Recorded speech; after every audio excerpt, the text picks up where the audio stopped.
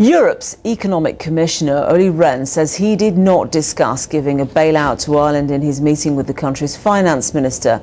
On a two-day visit aimed at bolstering market confidence in Ireland, he said the government's forthcoming four-year plan would provide the clarity they needed. But earlier, the cost of borrowing rose to another record high for the Irish government as fears grew that it will eventually need financial aid. Megan Greene specialises in the Irish and Greek economies for the Economist Intelligence Unit and joins us now. Megan, what's the difference then between Ireland and Greece? Why doesn't Ireland need a bailout? Well, there are key differences between the structure of the Irish and the Greek economies. For starters, Ireland has a large and pretty robust export sector that will help generate growth in the upcoming years as domestic demand is sort of choked off by austerity measures. Greece, on the other hand, doesn't have a large export sector, and so it will have a much harder time generating growth to start bringing down its deficit and debt levels. But there are concerns that the austerity measures won't get passed.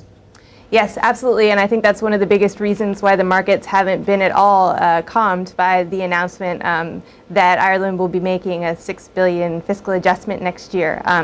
There are big questions about whether the budget can even get through Parliament.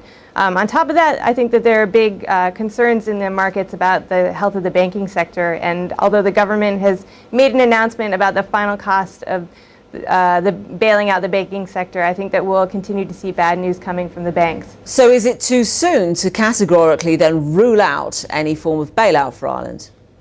And never say never. I think that looking at Ireland's fundamentals, however, it's possible to see how Ireland might get a bailout from the EFSF and then get sort of 2 years of breathing room in order to bring its deficit under control and draw a line under its banking sector and avoid a default in the way that Greece, I don't think, can.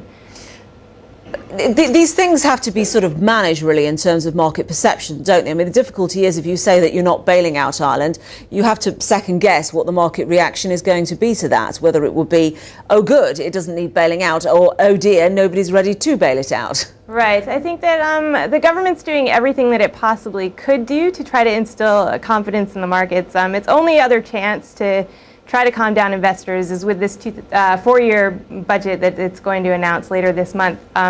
Also, if the news coming out of the peripheral euro area countries generally improves, then market sentiment could change in Ireland's favor. However, I think that probably the opposite will happen, particularly as bad news is coming out about Greece meeting its fiscal targets for this year. So I think that Ireland will have to go to the euro area and the IMF for a bailout.